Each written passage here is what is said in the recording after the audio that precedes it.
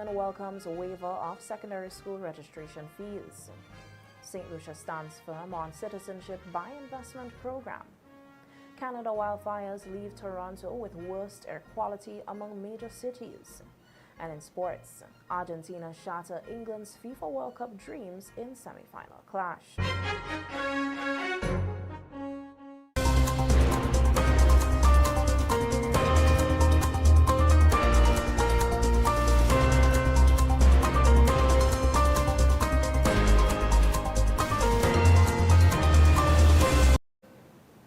Good evening and welcome to SVG-TV's News on Sports for Thursday, July 16, 2026. I'm Triska Campbell with the details. President of the St. Vincent and the Grenadines Teachers Union, the SVG-TU, Fiona Charles Williams, has welcomed the government's decision to waive secondary school registration fees, but expressed disappointment over the lack of prior consultation. Charles Williams said that while she understands the policy decision, schools have not received sufficient information on how the waiver will be implemented and the impact it will have on their operations.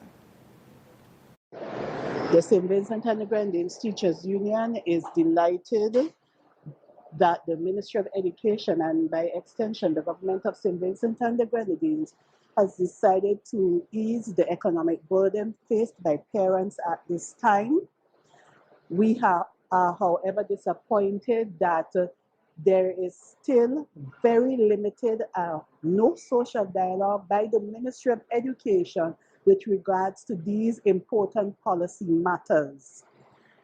While we understand the reprieve that the parents have, and we are very excited about it, we wish to know what is going to happen here with regards to these costs, as these fees are usually used to aid in the running of schools and providing resources for teachers. The SVG Teachers Union president noted that the union was not informed ahead of the announcement, adding that consultation with stakeholders would have allowed schools to share their views and provide input on how to address the financial gap created by the removal of registration fees. She said greater dialogue between the government and education stakeholders is important to ensure schools are properly prepared to manage the changes. We would really love to know here, because there was nothing said with regards to how the schools are going to be met with their needs, how their needs are going to be met as schools, how the resources are going to be provided. And we know for a fact that the schools are having issues getting resources from the ministry. So we would have liked to have been a part of this policy-making decision so that we can share ideas and introspection and perspective with regards to easing the burden and mitigating the costs. The secondary school registration fee waiver was announced earlier this week by Minister of Education Philip Jackson. Opposition leader Dr. Ralph Gonsalves is blaming the New Democratic Party NDP administration for St. Vincent and the Grenadines' recent credit rating downgrade by Moody's, which moved the country's rating from B3 to a CAL. Gonsalves, who served as Prime Minister for more than 2 decades under the Unity Labour Party, on radio yesterday rejected claims that the downgrade was caused by debt accumulated during his administration. He argued that the country maintained a B3 stable rating from 2016 to 2025 despite facing major challenges, including the COVID-19 pandemic, the 2021 La Soufrière volcanic eruption, and Hurricane Beryl. As I'd answered you, while Moody considers many factors, this particular downgrade, is largely a product of policy changes under the new NDP administration that produced, first, an NDP 2026 budget with wider deficits and increased market borrowing.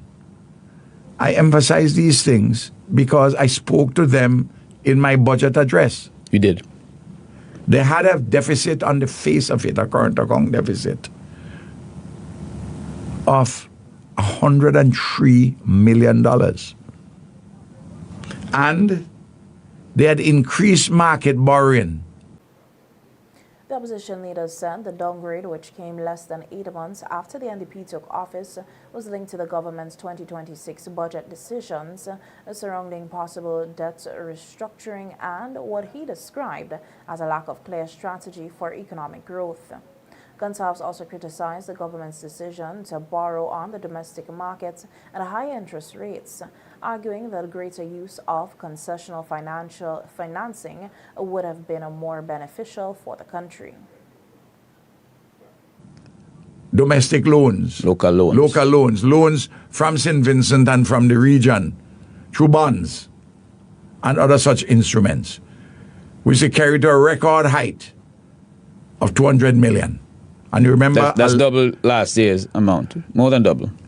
And yes, and well, last year it was just over 100. Now it's 200. And I pointed out the difficulty of that, of even getting it, but that by putting a budget, focusing it on so much market borrowing, as distinct from projects which we had in the pipeline on concessional borrowing, because they had a number of pet things they want to do now, and they want to show the changing things from what ULP doing. And they went for this 200, them and their gurus went for this $200 million up front and put the deficit at 103 million on the face of it. Moody's downgrade reflects concerns about St. Vincent and the Grenadines' debt sustainability, fiscal pressures, and economic outlook. The agency said the country faces challenges related to high public debt levels and limited fiscal flexibility. The government has maintained that the country's current fiscal difficulties are the result of long-standing debt pressures inherited from the previous ULP administration and says it is working to address those challenges. 3 schools in St. Vincent and the Grenadines will benefit from the regional EU Cultivating a Future project, which was officially launched today. Project coordinator Shonda Davis said engaging young people is critical to building a food-secure region. She explained that the 18-month initiative will focus on strengthening nutrition, education, climate resilience, and youth involvement in sustainable food systems. The project, which is also being implemented in Grenada, St. Lucia, and Dominica, is being carried out through a partnership aimed at promoting food security and empowering communities. So to the students joining us today, this project is not simply being delivered for you. It is being developed and implemented with you. We look forward to your energy, curiosity, ideas, and honesty. We expect that some of you will become garden champions, nutrition ambassadors, young innovators, and advocates for healthier and more sustainable communities. You may also discover new interests in agriculture, science, entrepreneurship, environmental management, or public service. At the very least, we hope this project will give you the chance to learn through doing, to work as a team, and to see that the choices you make can contribute to the well-being of your school, your family, and your community. Director and Chief Executive Officer of the Zero Hunger Trust Fund, Sophia Hornbeek, outlined the expectations for the participating schools, noting that students will play an important role in advancing the objectives of the project.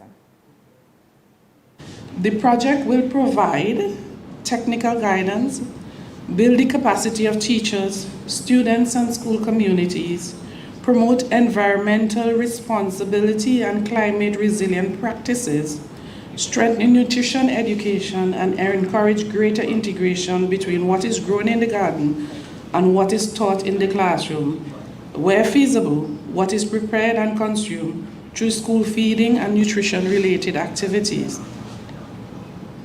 This project also supports the use of practical tools for schools assessment, planning, monitoring, learning, and documentation. Through the garden to lunch approach, schools will be encouraged not to see gardens as a separate extracurricular activity, but as a part of a wider school food and nutrition system.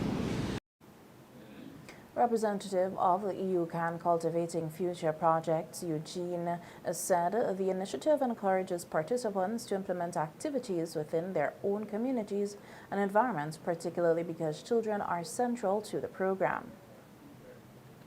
And I love the saying that it's beautiful to work with youth.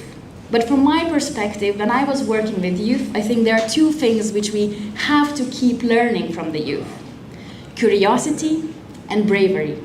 Somehow growing up, sometimes we forget about it.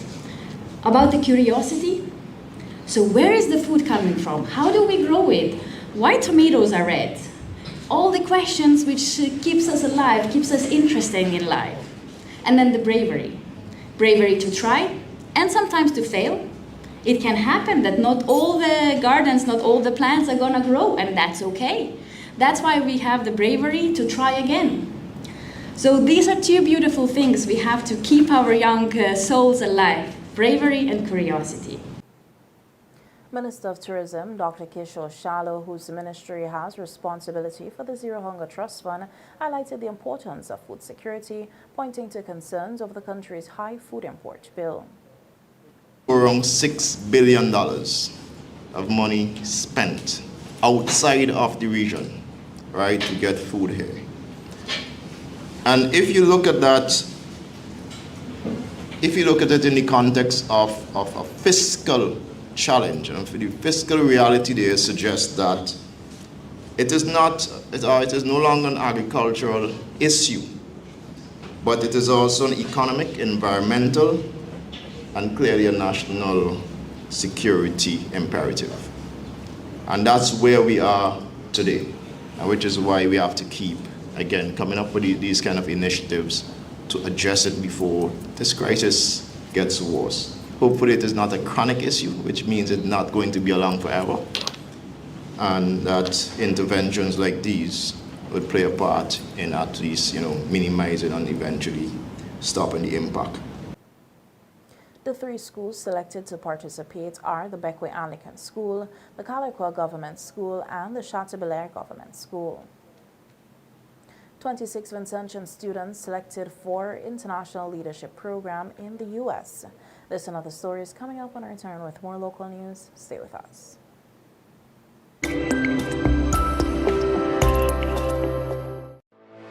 Welcome to Sista.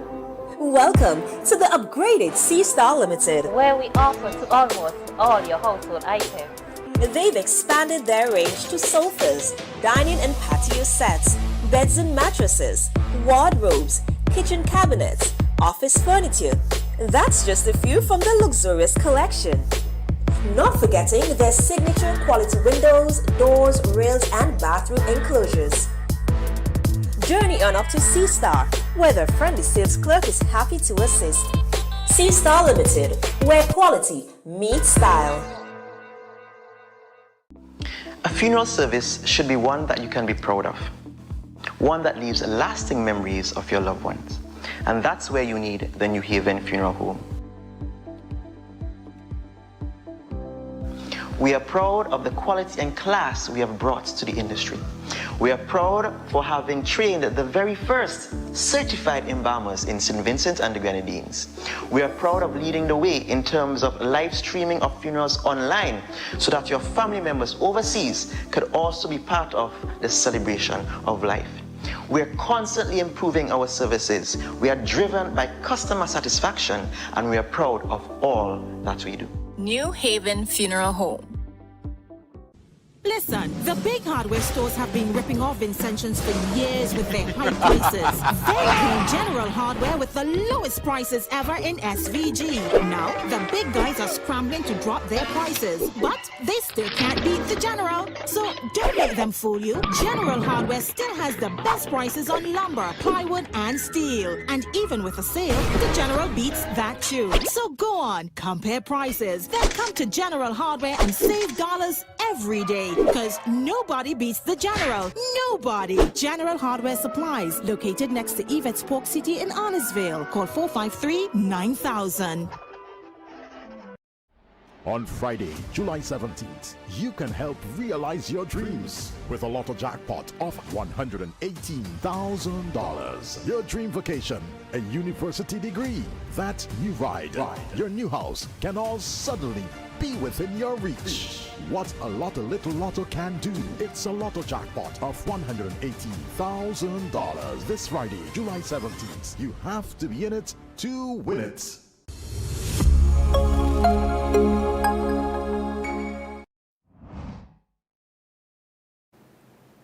Welcome back to the evening news. 26 students from St. Vincent and the Grenadines have been selected to participate in an international leadership development program at the Georgetown University in the United States during the summers of 2026 and 2027. The students, mainly from the Girls High School and the St. Vincent Grammar School, will take part in leadership training, cultural exchange, entrepreneurship projects, and international networking opportunities aimed at preparing them to become future leaders. The initiative is a result of the partnership involving the government of St. Vincent and the Grenadines, the Consulate General in New York, and the U.S.-based nonprofit organization Leadership Initiatives. A news release says the program was inspired by Vincentian student Sienna Black and championed by Bernadette Ambrose Black, a consul and a foreign investment officer at the Consulate General in New York, whose efforts helped to secure the partnership. Education Minister Philip Jackson, who signed the agreement on behalf of the government, described the initiative as an important investment in youth development.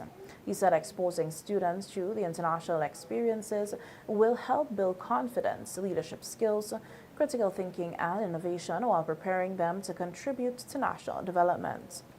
The partnership will provide more than $162,000 in scholarships, significantly reducing financial barriers and giving students access to world-class leadership and professional development opportunities. Throughout the program, participants will work with international teams, collaborate with entrepreneurs to solve real-world business challenges, attend leadership workshops, and present their projects to business leaders and global audiences.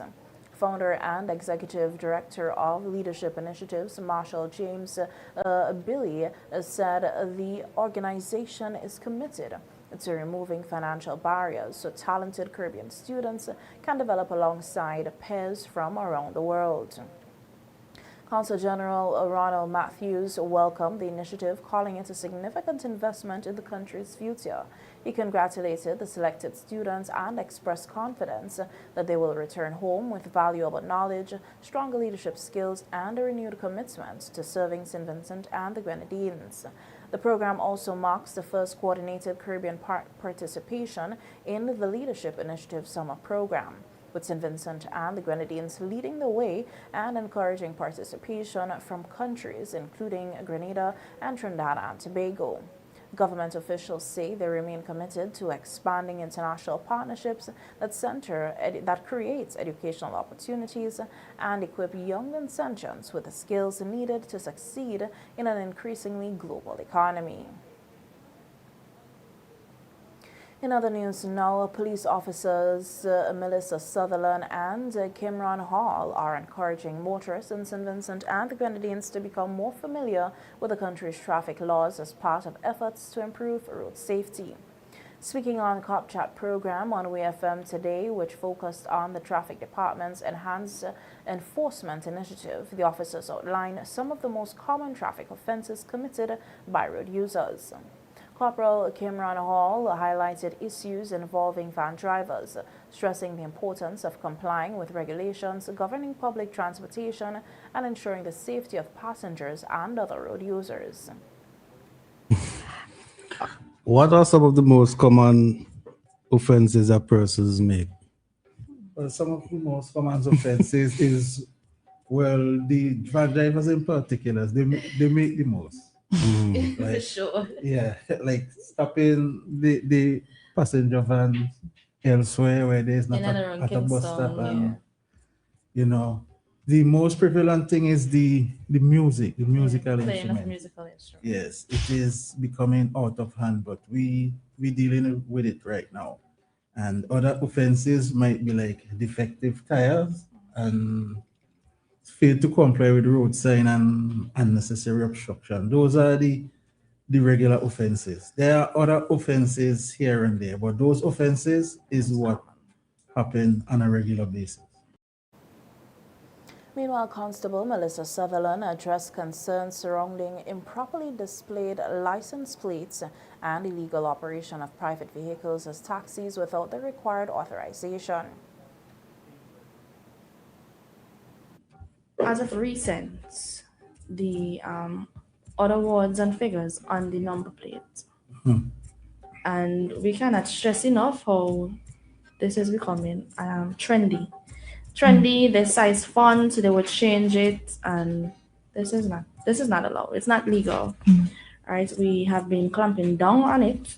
In the event that you're running a taxi or an omnibus, it's okay for you to have the amount of passengers you carry in that's fine on the registration plate. However, if your vehicle is in P, you should not have your son name, your daughter name, or anything as such, taxi badness, or that's not allowed. So we are asking the public to actually refrain from putting the other words and letters on the number plates. Another thing is italic plates. That's a non-prescribed plate. We do have a list of plate that is actually legal. However, we understand at this point now that we have gone into PAA. So right now it's just, at least if the space could be an inch in between the letter and the number on the number plate. We're not looking for a whole 3 inch because the number plate would be too long. So at least if there's an inch in between of each the letters and the numbers, that would be fine. The officers urge motorists to take greater responsibility on the roads, noting that increased compliance with traffic regulations can help reduce violations and contribute to safer roadways across St. Vincent and the Grenadines. St. Lucia stands firm on Citizenship by Investment program. This from the region. On return, stay with us.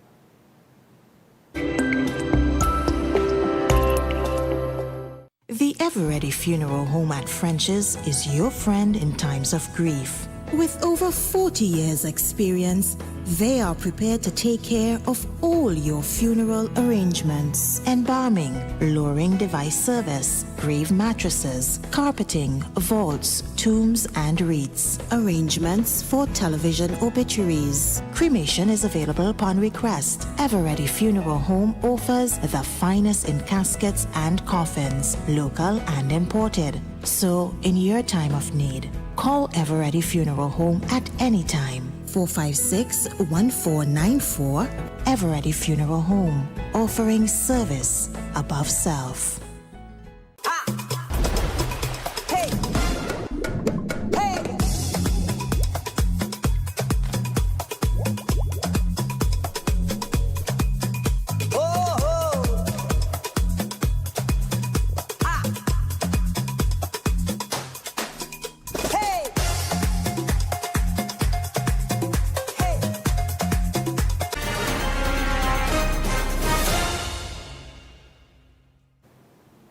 Welcome back in news now. On the regional scene, St. Lucia's Deputy Prime Minister Dr. Ernest Lair has pledged to safeguard the island's Citizenship by Investment program against mounting European Union pressures. Here's more in this report. The EU's latest letter demands termination. a shift from earlier talks focused on reforms. The program provides 8 to 10% of St. Lucia's revenue. For some neighbors, it reaches 55%. 5 Eastern Caribbean leaders met in Dominica and agreed to send a mission to Brussels. Their joint statement acknowledged a partnership with the EU, but insisted changes must account for small island vulnerabilities. Program revenues fund climate resilience, healthcare, and education. We thought we were making progress, that we had met all what they told us. Even some things we believe were a little difficult, but we did it. The latest wrong that came out of them was that, you know what, we don't really care anymore, and the letter kind of said so. How good you run the program, whether it's not even a security threat anymore, we just don't want you to have these programs. Dr. Hiller, speaking at the weekly government media briefing, called the EU's position confusing. Due diligence comes from firms in the UK, US, and Europe. Essentially, is who you tell us is good enough, we accept. But we don't just accept on our own. All the reviews, whether it's financial, whether it's law enforcement, whether it's intelligence, is done by firms located within their jurisdictions. So tell us, how can we resolve the issue? Because if you send if a report comes back and says red flag, we don't accept the person. We don't make the assessment on our own. It comes from those same sources. So if you have concerns, let's work on that as well. Dr. Hiller said any decision will put St. Lucians first. The best decision. The planned delegation to Brussels has not yet been scheduled. Meanwhile, St. Lucia and its regional partners continue to press for direct discussions with European officials before any decisions on the future of their citizenship programs are made. That's the news from the region. The international news feature is coming up next. Stay with us.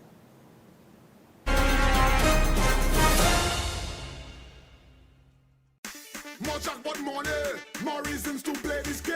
More money for way. Super 6 a bigger jackpot game. $240,000. That's the Super 6 jackpot. For Friday, July 17th, it's $240,000. More jackpot money, more reasons to play this game. More money for way. Super 6 a bigger jackpot game. Singer is your family store. We sell everything you need for your kitchen and more. TVs, fridges, cookers. We make your life so easy. Just come in and see us. A wide range of furniture. Right here at Singer. Affordable beds and mattresses. Right here at Singer. Washing machines to make your laundry clean and fresh. Singer is a family store that gives you the best hire purchase deals. Right here at Singer. We'll outfit your home. Right here at Singer. Your #1 family store. It's us with Singer.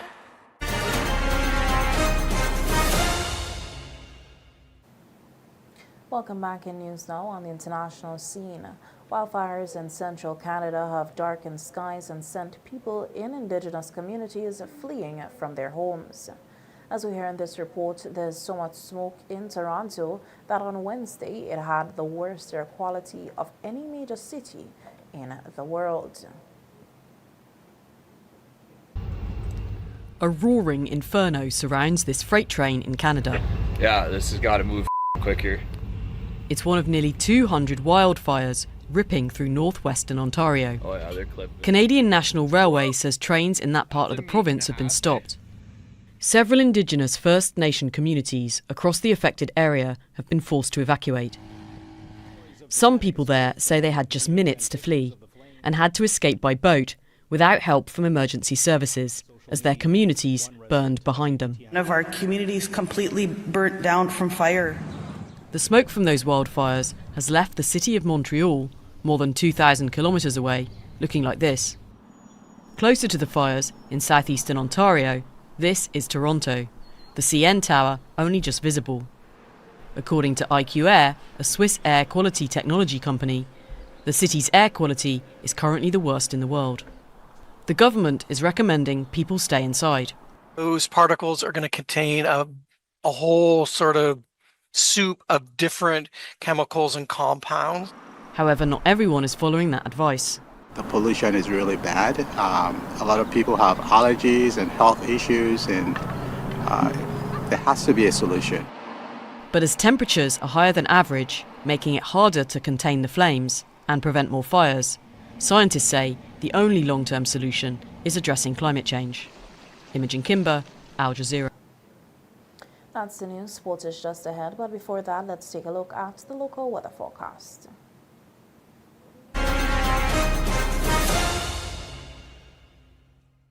The weather report sponsored by General Hardware. Listen, the big hardware stores have been ripping off Vincentians for years with their high prices. They came General Hardware with the lowest prices ever in SVG. Now, the big guys are scrambling to drop their prices, but they still can't beat the General. So don't let them fool you. General Hardware still has the best prices on lumber, plywood, and steel. And even with a sale, the General beats that too. So go on, compare prices. Then come to General Hardware and save dollars every day. Because nobody beats the General. Nobody. General Hardware Supplies, located next to Yvette's Pork City in Arnesville. Call 453-9000.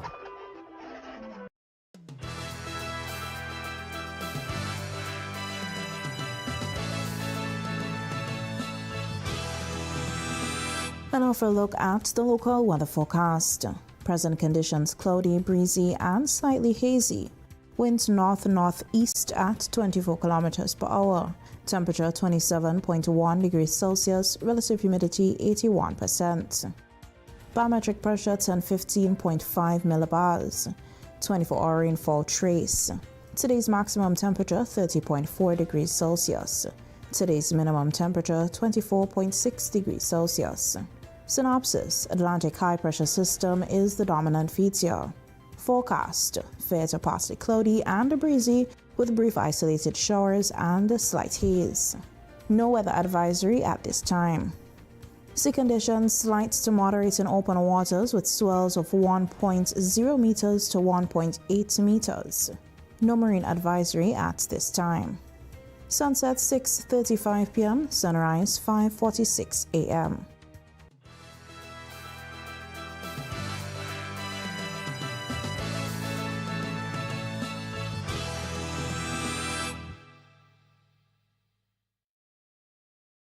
The weather report was sponsored by General Hardware.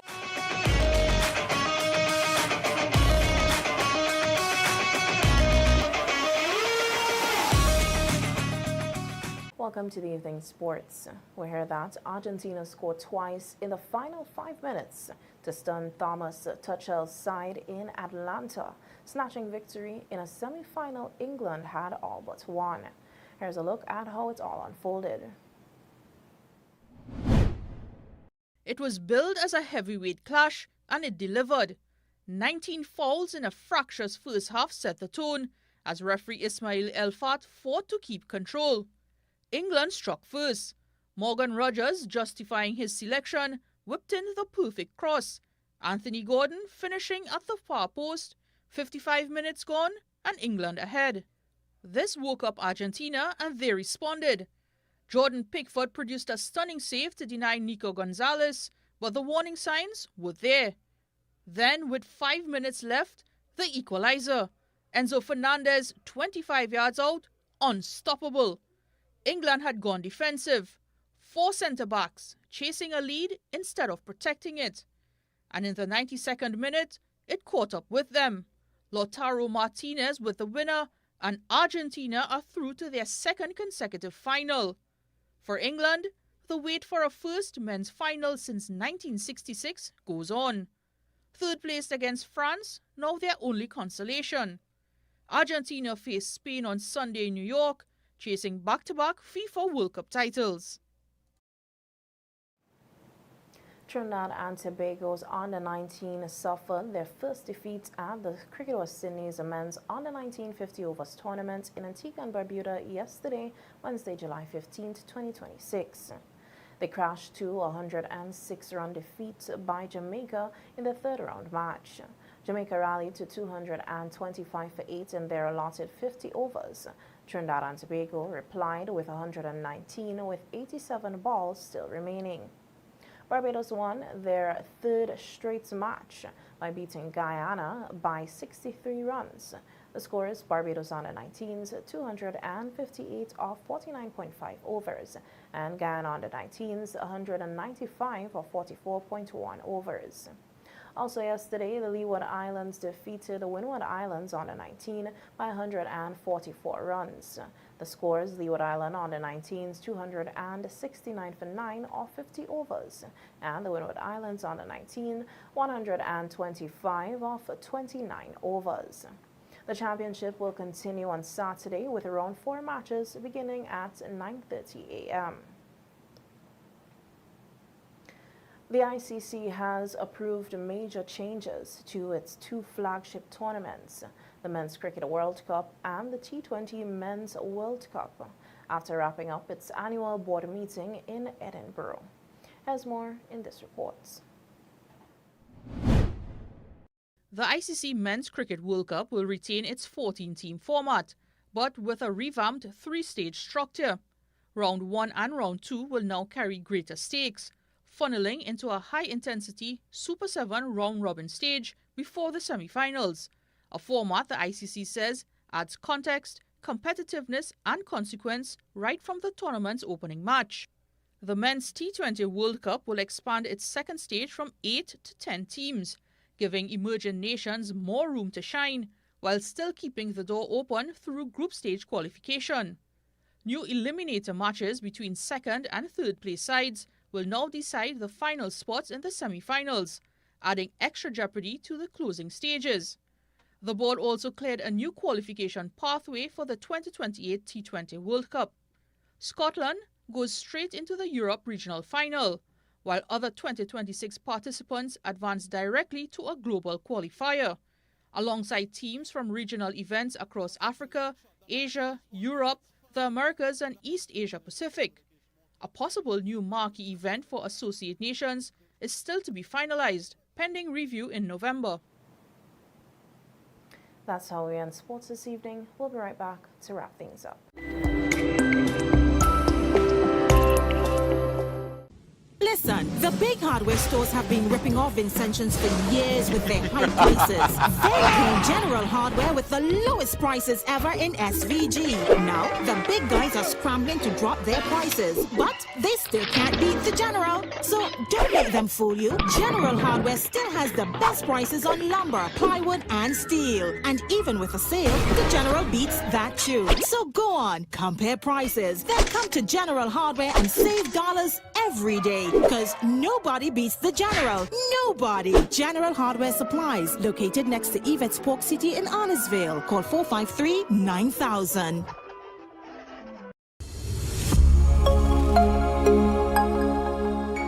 Welcome back, and now for a second look at the headlines.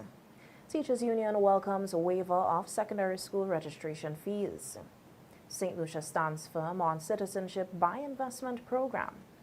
Canada wildfires leave Toronto with worst air quality among major cities. And in sports, Argentina shatter England's FIFA World Cup dreams in semi-final clash. And for a recap of the local weather forecast. Fair to partly cloudy and breezy with brief isolated showers and a slight haze. On behalf of all of us here at SVG-TV, thanks for viewing. I'm Triska Campbell, inviting you to visit our Facebook page for a recap of the news as well as daily headlines. Also, check out SVG-TV's News in 15 weekdays at 12:45 p.m. Again, thanks for viewing. Enjoy the rest of your evening.